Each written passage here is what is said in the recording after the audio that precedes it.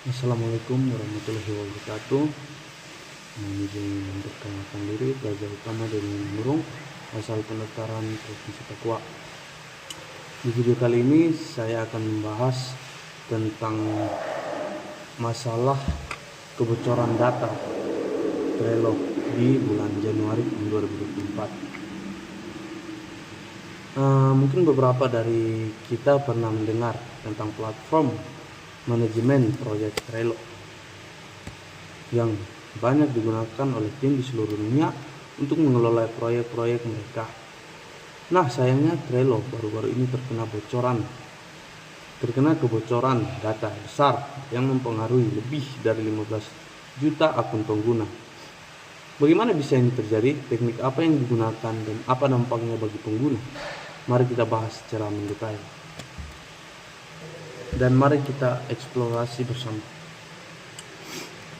Yang pertama mengenai kronologi kejadian. Peristiwa ini terjadi pada awal Januari tahun 2004 saat Trello mengungkapkan bahwa data pengguna mereka telah bocor dan diperjualbelikan di forum peretas.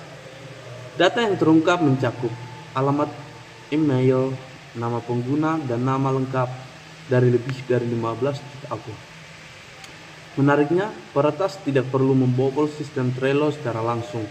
Mereka memanfaatkan celah dalam API publik Trello antarmuka yang digunakan untuk berkomunikasi dengan aplikasi lain. Maksudnya di sini, bagaimana Trello itu kehilangan data karena peretas memanfaatkan celah dalam API publik sehingga antarmuka yang digunakan untuk berkomunikasi dengan aplikasi lain. Maksudnya adalah mereka mengambil data-data sebanyak 15 juta data yang hilang dengan cara seperti tadi. API ini seharusnya hanya digunakan untuk tujuan yang sah, seperti integrasi dengan aplikasi pihak ketiga, namun karena kurangnya perlindungan yang memadai, peretas berhasil mencocokkan alamat email dari basis data yang bocor dengan akun Trello.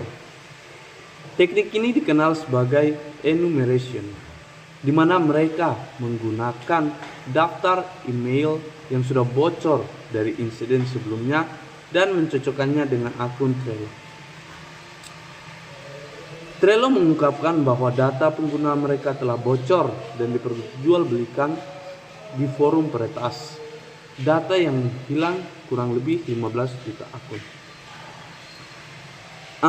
Yang akan saya bahas selanjutnya yaitu tentang teknik yang digunakan peretas, yaitu penjelasan mengenai API enumeration.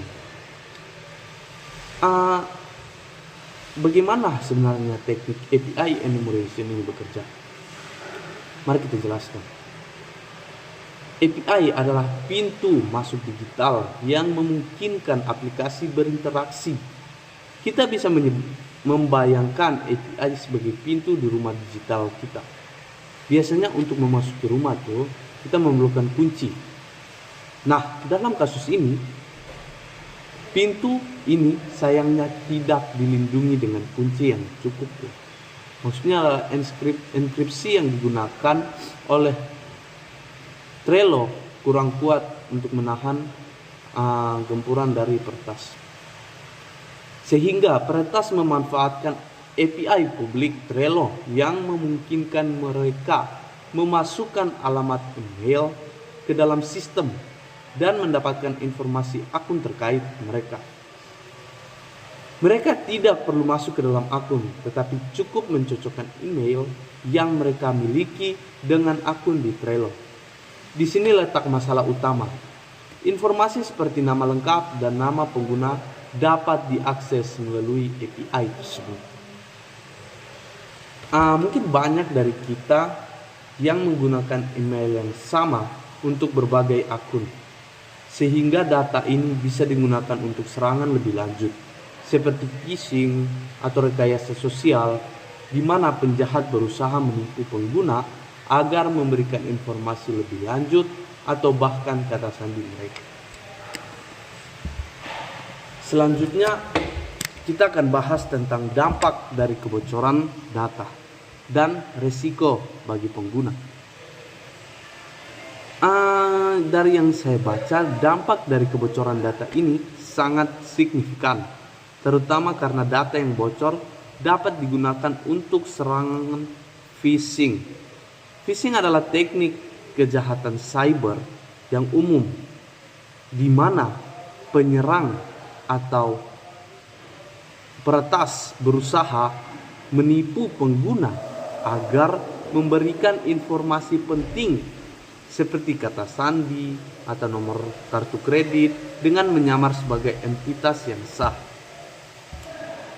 Selanjutnya, setelah peretas mendapatkan email dan nama pengguna Trello, mereka bisa mengirim email palsu yang tampak resmi dari Trello, meminta pengguna untuk memperbarui kata sandi.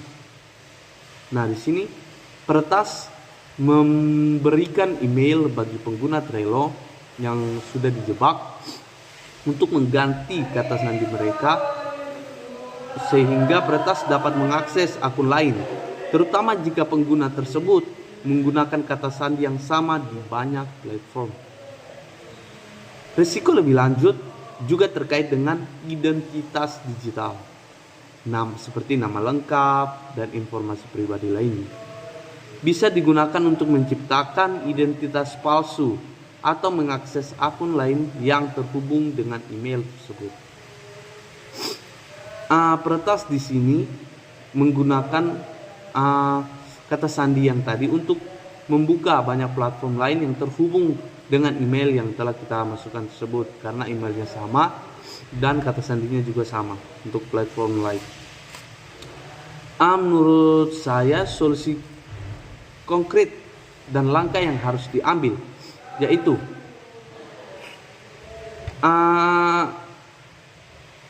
apa yang harus kita lakukan untuk mencegah hal ini dapat terjadi di masa depan, baik untuk perusahaan seperti Trello maupun untuk kita sebagai pengguna. Ada beberapa langkah konkret yang menurut saya yang bisa kita ambil. Yang pertama tentang penggunaan autentikasi 2 faktor, yaitu bagi kita sebagai pengguna mengaktifkan autentikasi 2 faktor adalah salah satu langkah paling efektif untuk melindungi akun kita. Dengan itu, meskipun seseorang mendapatkan kata sandi kita, mereka masih memerlukan verifikasi kedua untuk bisa masuk. Yang kedua, tentang enkripsi yang lebih baik. Sebagai pengguna, perusahaan harus memastikan bahwa semua data yang dipertukarkan melalui API dienkripsi dengan baik. Meskipun Trello menggunakan Bcrypt untuk mengamankan kata sandi, perluasan perlindungan ini ke informasi sensitif lainnya yang juga sangat penting. Yang ketiga, tentang hati-hati terhadap phishing atau link-link yang mencurigakan. Sebagai pengguna, kita juga harus lebih waspada terhadap serangan phishing. Jika menerima email yang mencurigakan, selalu periksa pengirimnya dan jangan klik tautan atau memberikan informasi tanpa verifikasi. Dan yang terakhir, perbaikan dan pengamanan API. Menurut saya perusahaan teknologi seperti Trello perlu memperketat keamanan API mereka. API publik seharusnya tidak memberikan informasi sensitif tanpa adanya autentikasi yang memadai. Sedangkan Trello sendiri telah mengambil langkah untuk memperkuat keamanan API dengan meningkatkan autentikasi. Kebocoran data ini mengingatkan kita bahwa keamanan data digital adalah hal yang sangat penting, baik perusahaan maupun pengguna memiliki tanggung jawab untuk melindungi data mereka. Pastikan kita semua selalu menggunakan langkah-langkah keamanan yang sudah kita bahas, seperti autentikasi 2 faktor dan waspada terhadap email yang lain. Mungkin cukup sekian yang dapat saya bahas tentang kasus kali ini. Terima kasih untuk semua yang telah menonton. Jangan lupa untuk like, subscribe, dan jika menurut kalian informasinya bermanfaat, sampai jumpa di video selanjutnya dan tetap aman di dunia digital. Terima kasih.